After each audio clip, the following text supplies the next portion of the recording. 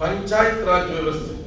ಇವತ್ತು ಏನ್ ನಾವು ಪಂಚಾಯತ್ ರಾಜ್ ವ್ಯವಸ್ಥೆಯಲ್ಲಿ ಪಂಚಾಯತಿಗಳ ರಚನೆ ಇದೆ, ಇದನ್ನ ಇಡೀ ಭಾರತ ದೇಶಕ್ಕೆ ಒಂದೇ ಮಾದರಿಯ ಪಂಚಾಯತ್ ವ್ಯವಸ್ಥೆಯನ್ನ ತರಬೇಕು ಅನ್ನುವಂತ ಕಾಯ್ದೆಯನ್ನ ಮೊಟ್ಟ ಮೊದಲಿಗೆ ತೆಗೆದುಕೊಂಡು ಬಂದಂತವರು ರಾಜೀವ್ ಗಾಂಧಿ ಅವರು.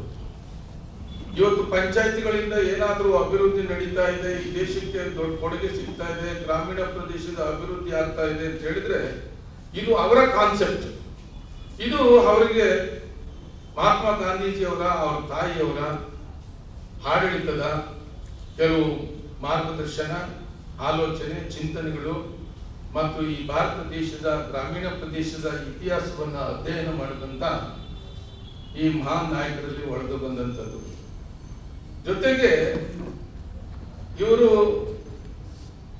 ಭಾರತೀಯರನ್ನ, ಭಾರತ ದೇಶವನ್ನ ಅಭಿವೃದ್ಧಿ ಪಡಿಸಬೇಕು, ನಾವು ಈಗಿದ್ರೆ ಸಾಲದು ಅಂತ ಹೇಳಿ ಬಹಳ ಉತ್ಸಾಹಿ ತರುಣರನ್ನ ಸಚಿವ ಸಂಪುಟದಲ್ಲಿ ಸೇರಿಸಿಕೊಂಡು ಅವ್ರಿಗೆಲ್ಲರಿಗೂ ಕೂಡ ಹೆಚ್ಚಿನ ಪ್ರಾಮುಖ್ಯತೆಗಳನ್ನ ಕೊಟ್ಟು ಅವರು ಈ ದೇಶ ಮತ್ತು ಜೊತೆಗೆ ಅವರು ಎಲ್ಲರನ್ನೂ ಪ್ರೀತಿಸುವಂತ ಮಹಾನ್ ನಾಯಕರಾದಂಥವರು. ಅವರ ನಾಯಕತ್ವದಲ್ಲಿ ನಡೆದಂತ ಒಂದು ಲೋಕಸಭಾ ಚುನಾವಣೆಯಲ್ಲಿ ಭಾರತ ದೇಶದ ಇತಿಹಾಸದಲ್ಲೇ 414 ಸ್ಥಾನಗಳನ್ನ ಸಂಸತ್ತನ್ನ ಗಳಿಸಿದಂಥದ್ದು ಪ್ರಥಮ ಬಾರಿ ಭಾರತ ದೇಶದಲ್ಲಿ ನಮ್ಮ ಕಾಂಗ್ರೆಸ್ ಪಕ್ಷಕ್ಕೆ ಈ ದೇಶದ ಜನ ಕೊಟ್ಟಂತ ಕೊಡುಗೆ. ಇದೆಲ್ಲ ನಾವು ಸ್ಮರಿಸುವಂಥದ್ದು. ಬಹಳ ದೊಡ್ಡ ಕೊಡುಗೆಯನ್ನ ರಾಜೀವ್ ಗಾಂಧಿ ಅವರು ಭಾರತ ದೇಶಕ್ಕೆ ಕೊಟ್ಟರು. ಆಮೇಲೆ ಅವರ ಸಂಪೂರ್ಣ ಬದುಕು 1944ರಲ್ಲಿ ಆಗಸ್ಟ್ 20ರಂದು ಜನಿಸಿದ್ರು. 1991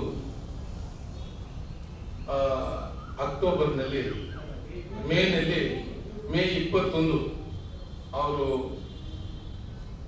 ಹತ್ಯೆಗೊಳಗಾಗ್ತಾರೆ. ಇದು ನಮ್ಮ ದೇಶ ಕಂಡಂತ ದುರಂತ. ಅಂತ ಈ ಸಂದರ್ಭಗಳಲ್ಲಿ ಆ 5 ವರ್ಷಗಳ ಕಾಲ ಪ್ರಧಾನಮಂತ್ರಿಯಾಗಿ, ಕೆಲವು ಸಮಯ ವಿರೋಧ ಪಕ್ಷದ ನಾಯಕರಾಗಿ ಈ ದೇಶದ ಸಮಗ್ರ ಅಭಿವೃದ್ಧಿಯನ್ನ ತಂದುಕೊಟ್ಟಂತವರು. ಅವರಿಂದ ಇವತ್ತು ನಾವು ಕಾಂಗ್ರೆಸ್ ಪಕ್ಷದಲ್ಲಿ ಇಷ್ಟೆಲ್ಲ ಈ ದೇಶ ಕಟ್ಟುವಂತ ಕೆಲಸ ಕಾಂಗ್ರೆಸ್ ಪಕ್ಷದಿಂದ ಮಾಡಲಿಕ್ಕೆ ಸಾಧ್ಯತೆ ಆಯಿತು. ಅಂತ ಮಹಾನ್ ಭಾವರನ್ನ ನಾವು ಇವತ್ತು ಮೈಸೂರು ಕಾಂಗ್ರೆಸ್ ಕಚೇರಿಯಲ್ಲಿ ಗ್ರಾಮೀಣ ಮತ್ತು ನಗರದ ಎಲ್ಲ ಗೌರವಾನ್ವಿತ ಪಕ್ಷದ ಸಂಘಟಕರು, ಹಿರಿಯರು, ಪದಾಧಿಕಾರಿಗಳೆಲ್ಲ ಸೇರಿ ಅವರ ಜಯಂತಿಯನ್ನು ಆಚರಣೆ ಮಾಡ್ತಾ ಇದ್ದೀವಿ.